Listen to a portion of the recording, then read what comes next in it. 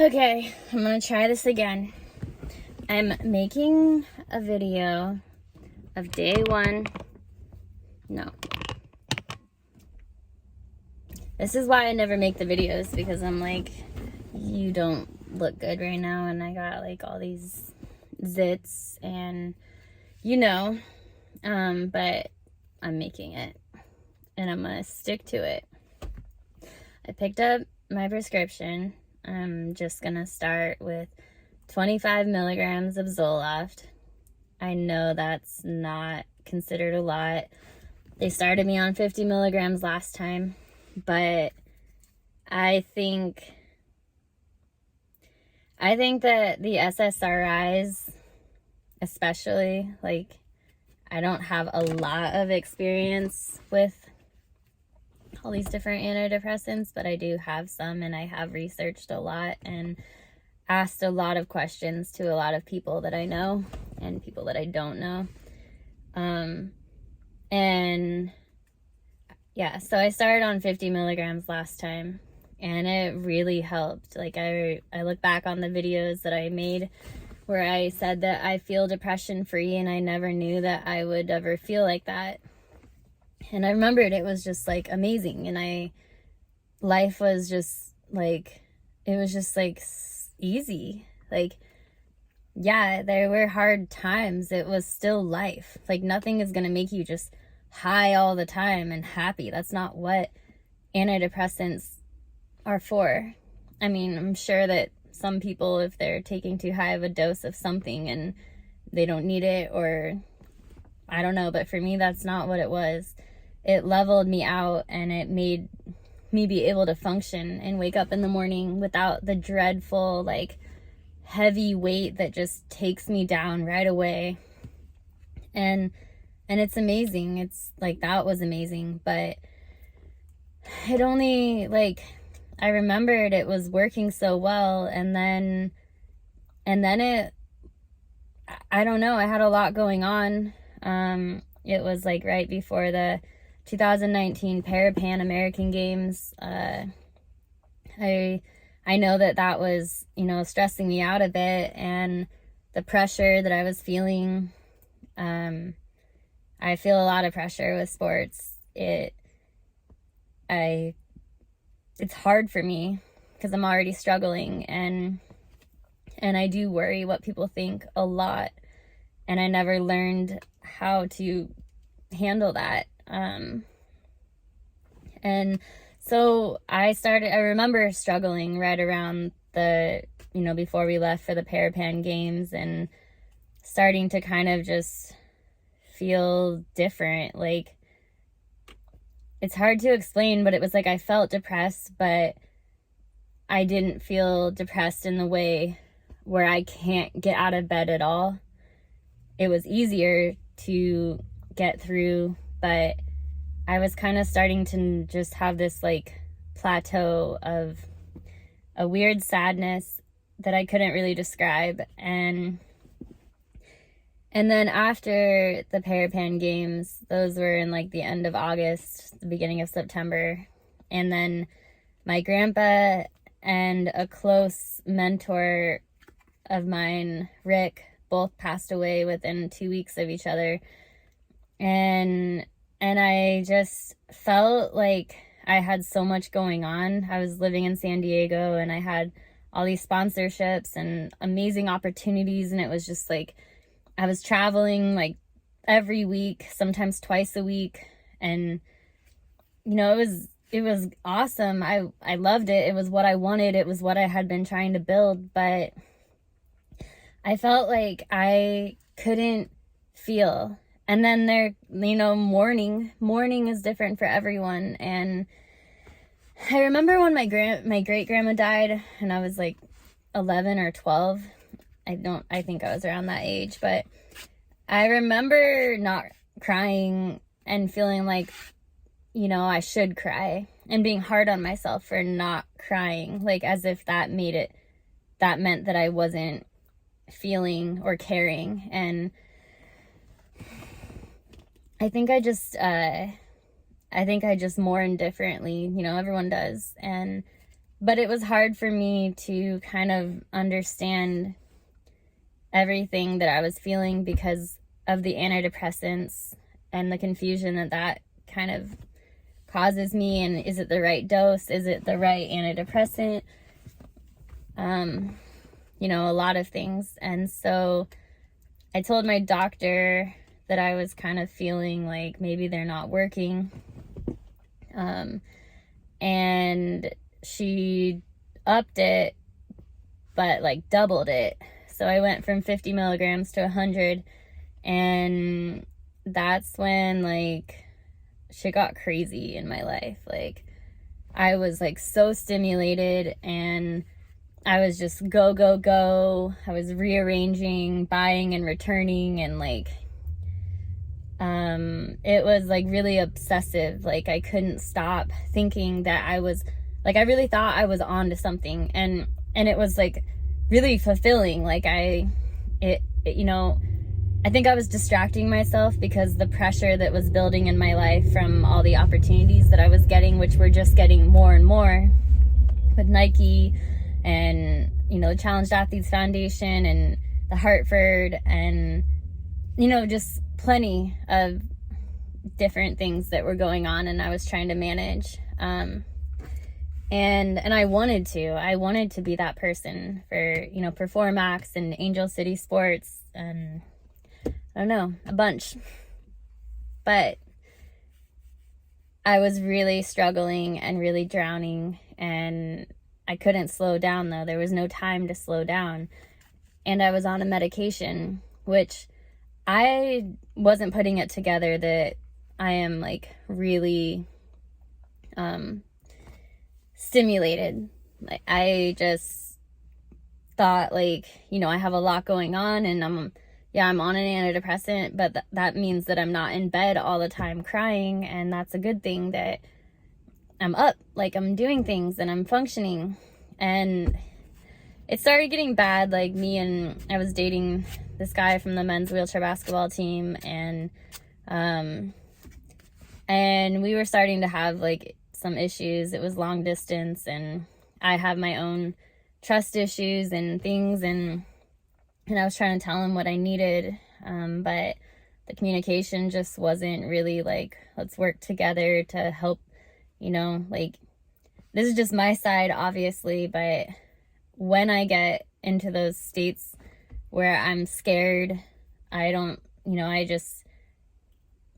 it's a trauma response. It's stuff I have to work through, but at the time I wasn't fully aware of everything I needed to work through. And I mean, of course I'm still not, but I've learned a lot of the things that I'm facing, and I've gotten a lot of help, and I'm not ready to share all of that yet, but it helped me a lot to learn. But at that point, I didn't understand my own issues, and I was having some major trust issues with him, and mainly because he wasn't listening to me and like respecting what I needed in order to feel secure. Like, I don't want to go into details, but it was causing me to be in this like extreme fight or flight, like, and it was long distance, and I was like having to be on and do these speeches, and then, you know, have this and try and communicate, and I'm freaking out. And then I have tryouts for the USA team for the 2020 Paralympics, and it was just like a lot. And so quarantine, when that happened, and I was finally realizing that like this medication is not working for me, I was like thankful for the quarantine, because I wanted to get off of it, and I wanted to try and do it naturally. I wanted to try and see if maybe I can get the help I need and work through whatever this is that I'm struggling with. And that's been, you know, a year and like 3 months that I've been off the antidepressant, which was 100 milligrams of Zoloft. And it's been a wild ride, and I've tried a lot of different naturopathic remedies and therapy, and I've learned a lot, and there's a lot that, yeah, I'm gonna share. I just gotta make sure that I can get it out in a good way. But this is where I'm at now, and just picked up a prescription for 25 milligrams because I want to start on a lower dose, hoping that it will help me just enough, like it'll just lift the depression just enough that I have more of a chance to, build on things in my life, like day by day, and keep it going. Not like how I'm doing it right now, which is like, I got this, and I fight hard, and I try and do as much as I can while I'm good, and then I get hit with the depression, and I just get taken down, and I'm in so much pain, and I can't get out of bed, and I don't care about anything, and I just don't want to be here, and I don't eat or drink or shower or anything, and it's really hard. And then I pull myself out of it, and I think, even though the day before I was saying, all right, I accept it, I need to try medication again, then the next day when I feel like I got this, then I'm like, no, maybe I don't. I think I can do this. And that's what keeps it going, because I want to do it on my own. I want to be stable. I want to heal in ways that I know are possible. I just, at the same time, I think there's some of us where our chemical makeup, because of what we've experienced in our life and how we already, genetically, I'm sensitive. I don't know. I'm accepting that this is a tool. It's going to be okay. Things that make it hard to make a decision to get on an antidepressant for me is thinking that it's going to make my brain worse. It's going to leave me weaker than I was before, which is already pretty, I'm like crashing, and then I got this, and then I'm crashing, and I'm drowning, and I'm hurting, and it's like my brain just feels so weak.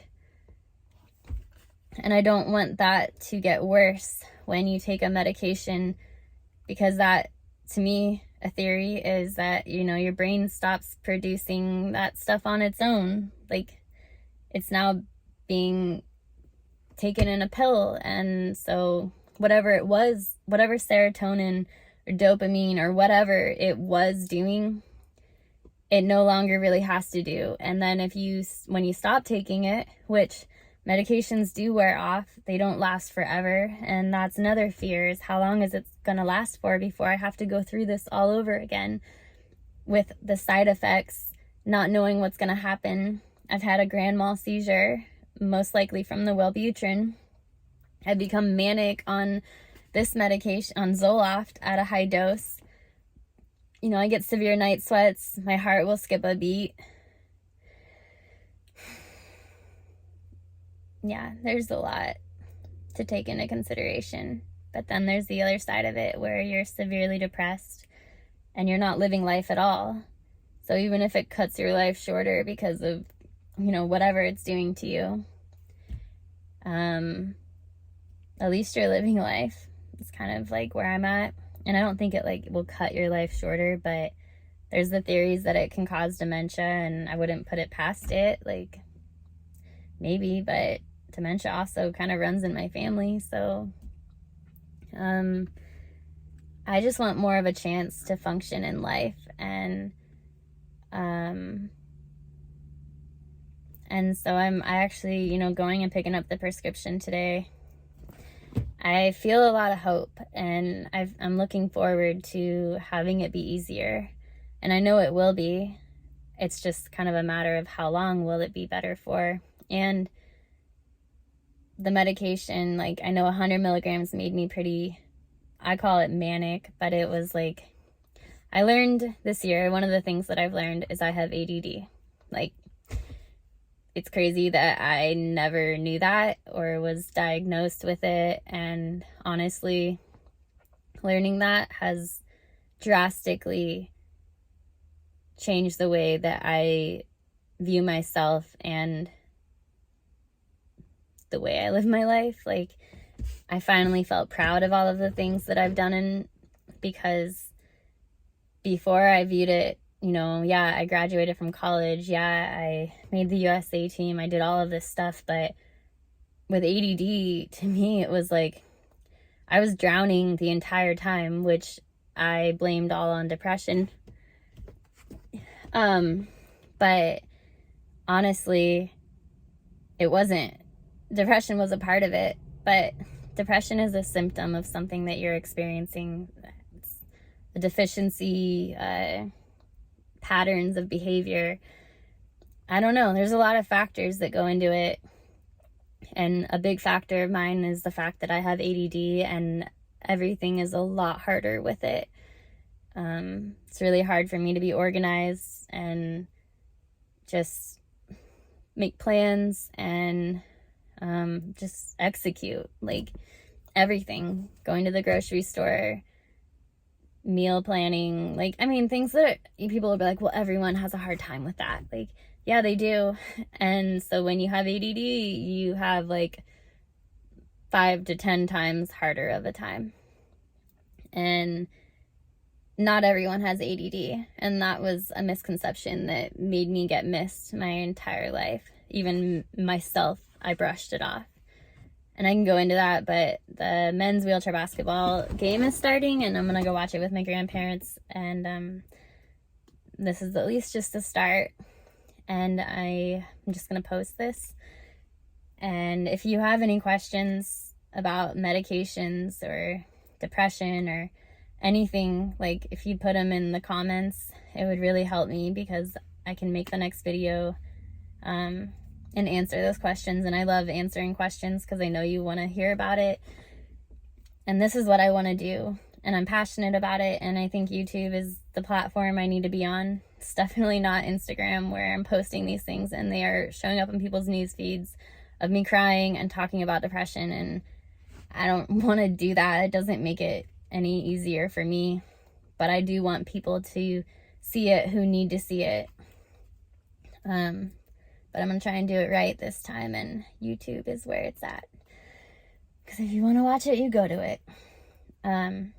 So I want to put this out there. The biggest reason is I don't want anyone to feel like they're backed into a corner when it comes to taking medication or struggling with depression and the thoughts of suicide, because you should never feel backed into a corner. You do have choices, and it is scary. And I'm going to at least show you my process with an antidepressant and the symptoms, and, you know, at least maybe that can help a little bit. And yeah, so thanks for listening. And this is a branch that I found on the side of the road and turned around and picked up. I do that a lot. I'm gonna make some artwork with it. So have a great day. Thanks for listening. And this is just the beginning of my YouTube videos on depression and multiple other mental health related, I don't want to say issues, and I don't want to say mental illness, and I don't know, but this is it. So bye.